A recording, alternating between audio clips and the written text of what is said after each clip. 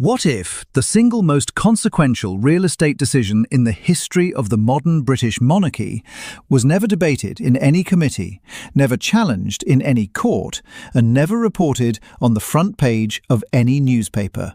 Because the man who made it did not require anyone's permission, anyone's approval, or anyone's applause to make it permanent.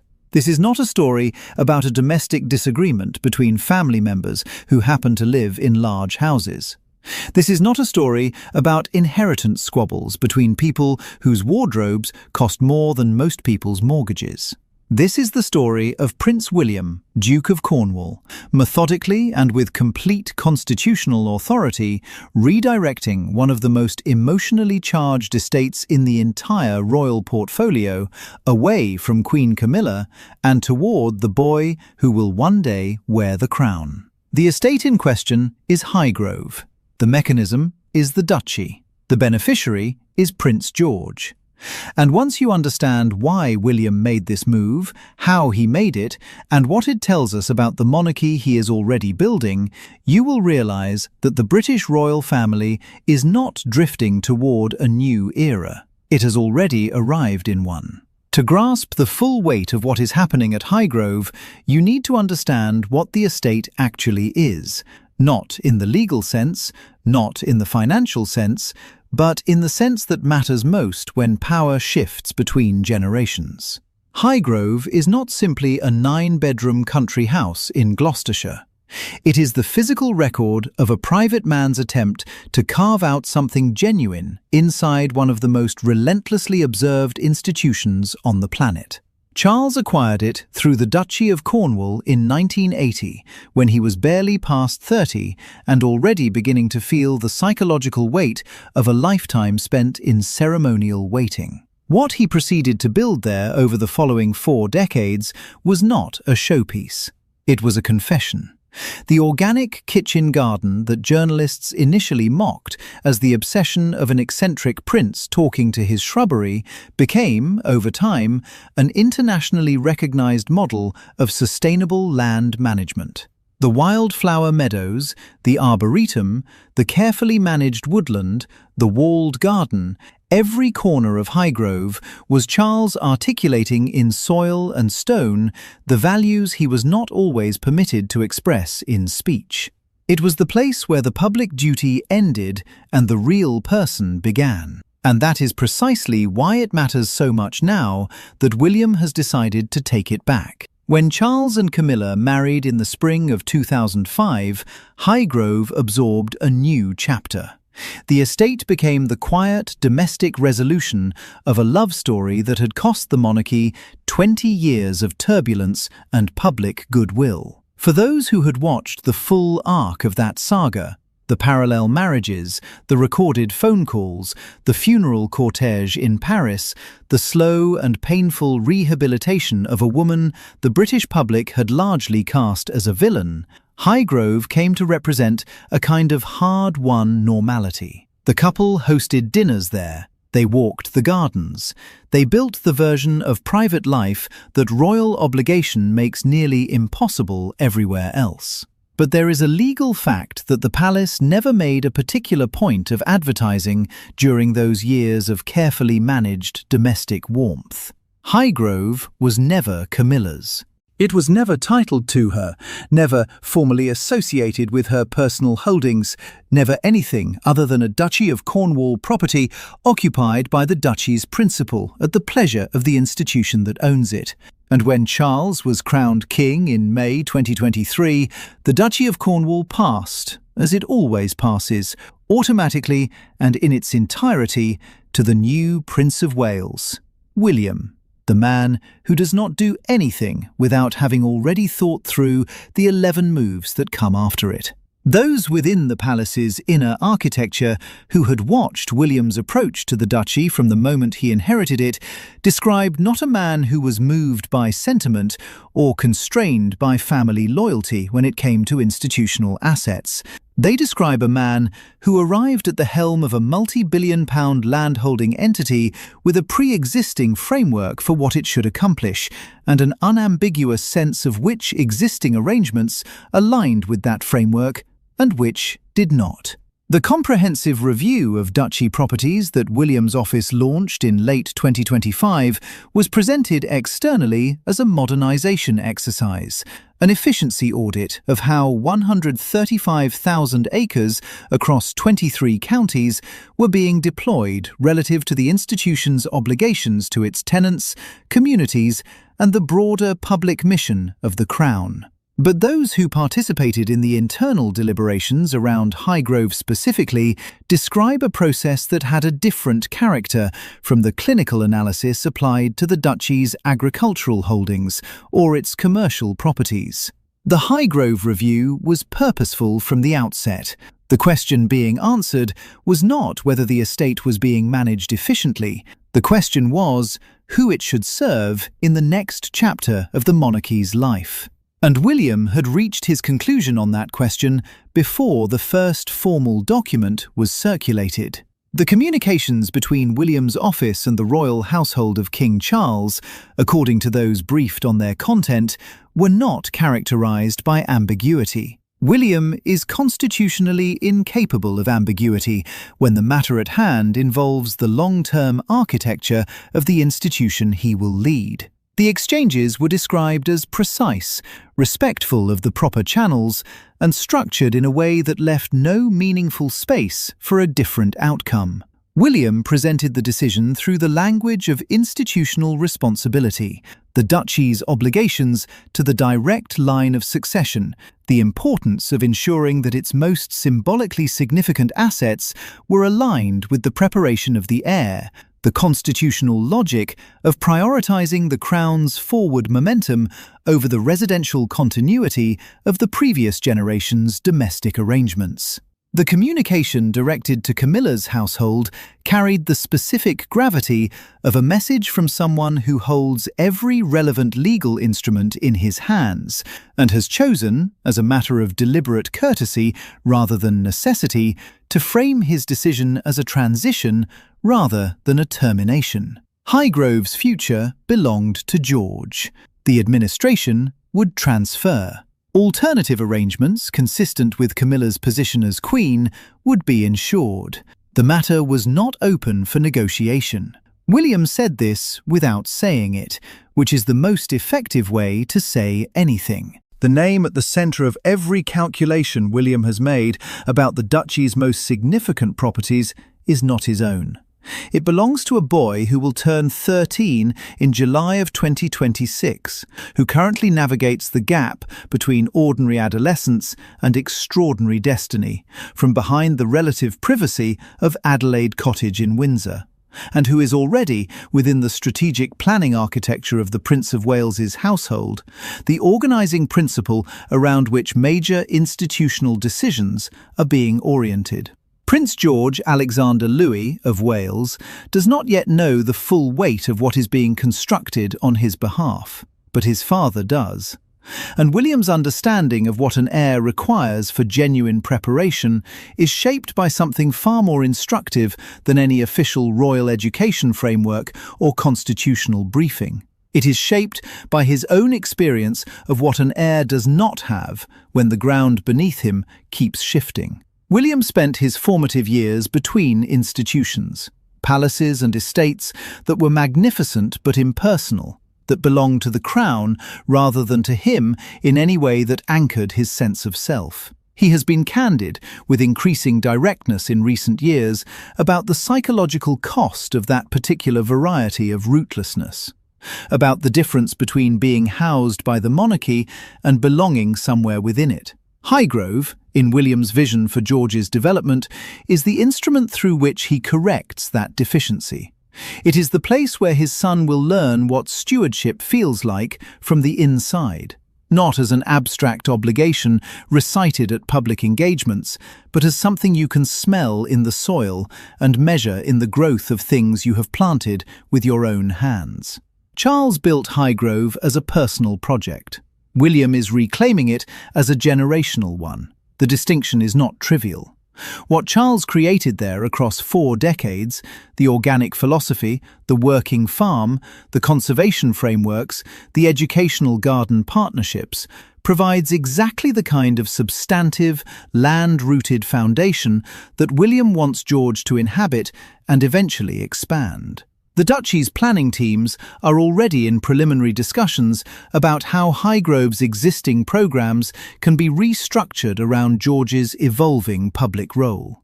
The kitchen gardens that Charles made famous would form the core of a practical environmental curriculum. The estate's woodland management work would give the future king a direct, hands-on relationship with the kind of long-term stewardship that royals can assert in ways no elected government can. This is not decoration. This is preparation at the most fundamental level. The level of soil and seasons, and the slow, serious work of understanding what you are responsible for. William is not simply giving his son a house. He is giving him the conditions in which a king is formed. The question of Camilla's destination in this repositioning has been answered, though not entirely loudly, by those familiar with the practical arrangements being put in place. Ray Mill House, the converted Wiltshire property that Camilla owned personally before her marriage and has retained throughout her years as a working royal, is the destination being prepared for her transition from Highgrove. The property is private, intimate, and entirely hers in a way that no duchy residence was ever going to be. It predates her royal identity. It exists outside the institutional framework that has defined her public life for the past 2 decades. In one interpretation, the move to Ray Mill is genuinely comfortable, a return to a personal sanctuary that the demands of royal life had displaced rather than eliminated. In the interpretation favoured by those who read royal property movements as a form of institutional communication, it is something more pointed.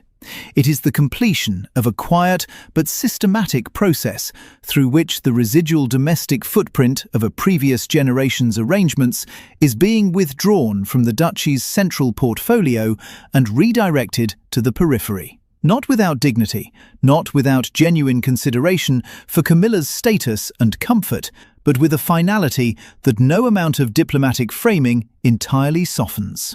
The Parker-Bowles family's position in the new architecture of royal adjacency is being recalibrated accordingly.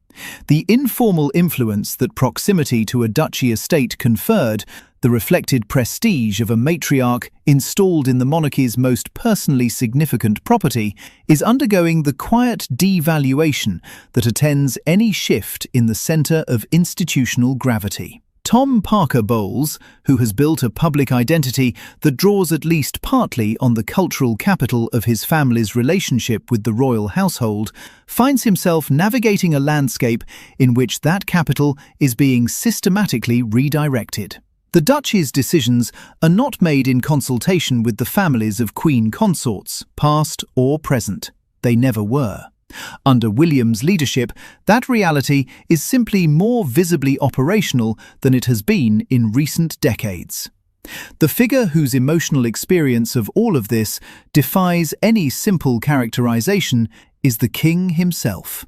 Charles III is a man whose entire adult life has been defined by the tension between what the institution demands and what the individual desires, between the crown's requirements and the heart's attachments. He built Highgrove as an act of personal expression in defiance of that tension. He shaped it across decades into the closest thing he has ever had to an authentic private self made visible. And now, in what may be the final years of his reign, he finds himself watching that self being formally reorganized for the benefit of the generation that follows him. His position on what William has done is not one of opposition. Palace sources describe a man who has arrived at something that resembles genuine philosophical acceptance, not the performed equanimity of a sovereign managing his public presentation, but the hard-won clarity of someone who has lived long enough and faced enough illness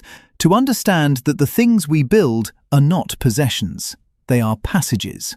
Everything at Highgrove, the gardens, the meadows, the working farm, the decades of accumulated intention, was never truly Charles's in the way that personal ownership implies.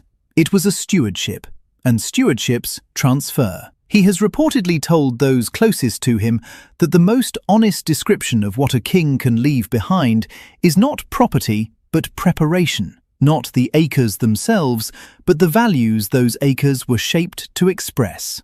Watching William claim Highgrove for George, in that framing, is not a loss. It is evidence that the preparation worked. That said, those with access to Charles' private world are careful to distinguish between his philosophical position and his emotional reality. There are moments, described by those who have witnessed them, that carry a quieter weight than any official framing accommodates. The prospect of Highgrove's future being planned by someone other than himself, of the garden that was built as an extension of his own identity being redirected toward a chapter he will not fully live to see, carries a particular kind of sadness. Not bitterness, not resentment, but the specific, irreducible grief of watching the domestic architecture of your most personal chapter being formally closed while you are still standing in it. Charles will always be welcome at Highgrove. He has always known that Highgrove was never permanently his. Both of those things can be true simultaneously, and both of them are. The relationship between Charles and William throughout this period has been described by those familiar with both households as more genuinely close than at any previous point in the two men's complex shared history. The diagnosis that forced Charles to confront his mortality also, by most accounts, stripped away the layers of institutional performance that had always mediated the relationship between the king and the heir. William has been present, attentive, and consistent in his support during his father's treatment in ways that went beyond filial duty into something more honest. Charles, no longer required to project invulnerability for the institution's sake, has allowed himself to be seen by his son as a man, rather than purely a monarch. The Highgrove transition in this context is not a demonstration of distance between them. It is, in its complicated way, an expression of the trust that genuine proximity produces.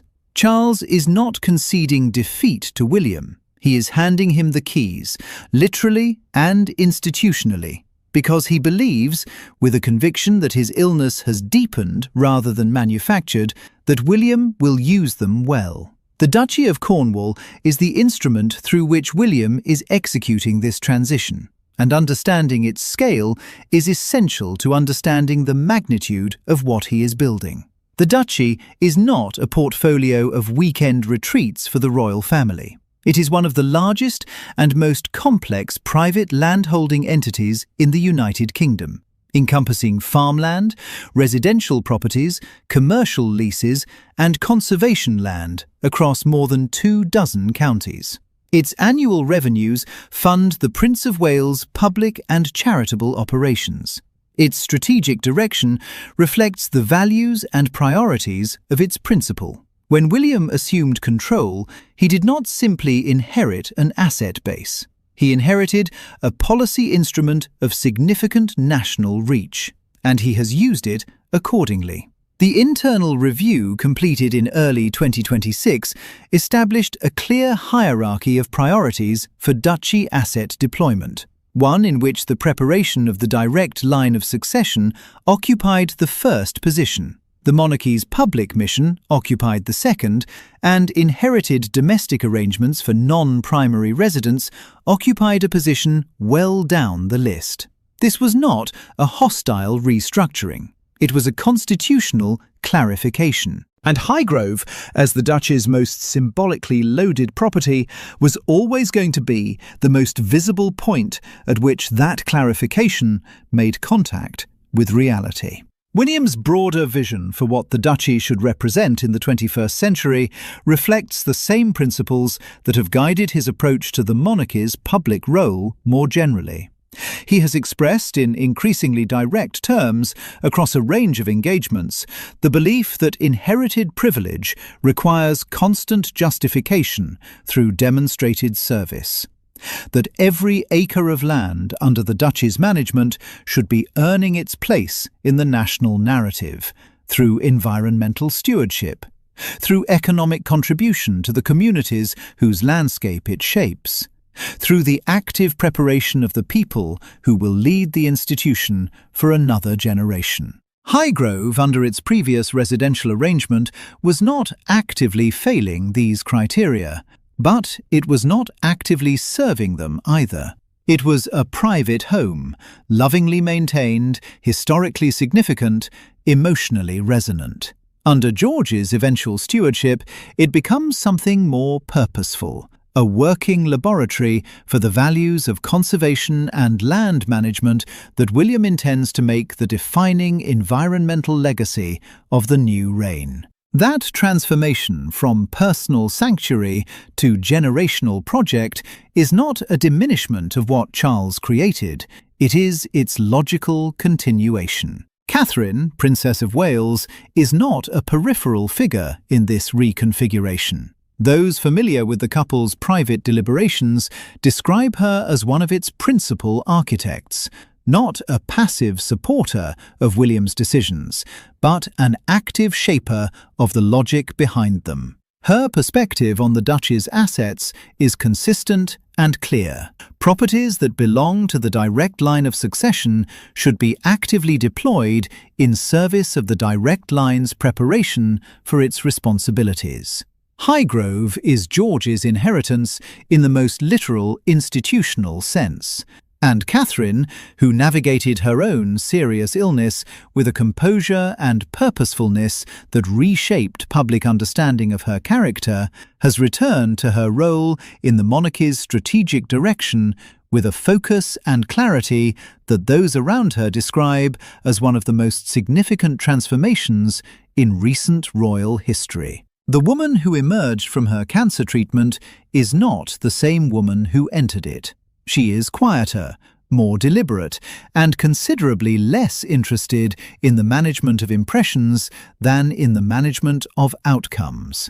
On Highgrove, her position has been unwavering. This is George's foundation. It is being built for him. The timeline and the method are William's to determine. The necessity is beyond discussion. There is a dimension of this story that resists reduction to property law or institutional strategy, and it is the dimension that will ultimately determine its place in the longer history of the British monarchy.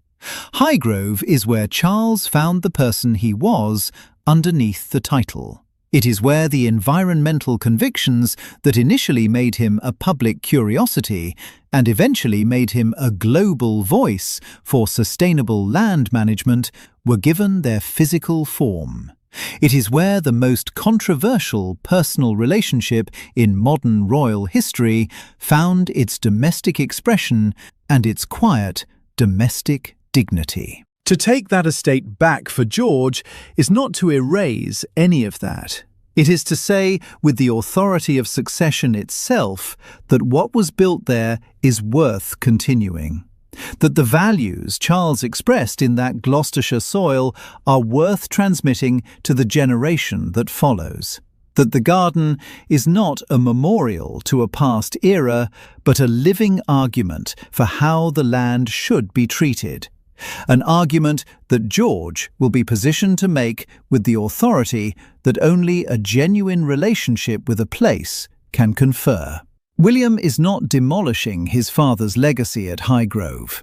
He is designating it as George's inheritance, which is the highest compliment one generation can pay to the work of the one before it. The great landed estates of the British monarchy have always been more than addresses. They are the institution's relationship with the national landscape made tangible.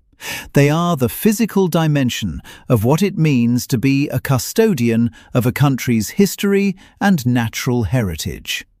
In returning Highgrove to the direct line of succession, in reclaiming it from the domestic complexity of a previous chapter, and restoring it to its rightful function as a living foundation for the heir's formation, William has done what the best stewards of institutional legacies always do. He has looked at what exists, understood its deepest purpose, and ensured that its future is aligned with that purpose, rather than merely comfortable for those who currently inhabit it. Highgrove will be George's. The boy will walk those gardens knowing that they are his responsibility and his resource. Knowing that the man who shaped them believed that land demands something from the people who hold it. Knowing that belief is now his to carry forward. That is not an eviction notice. That is a letter of inheritance.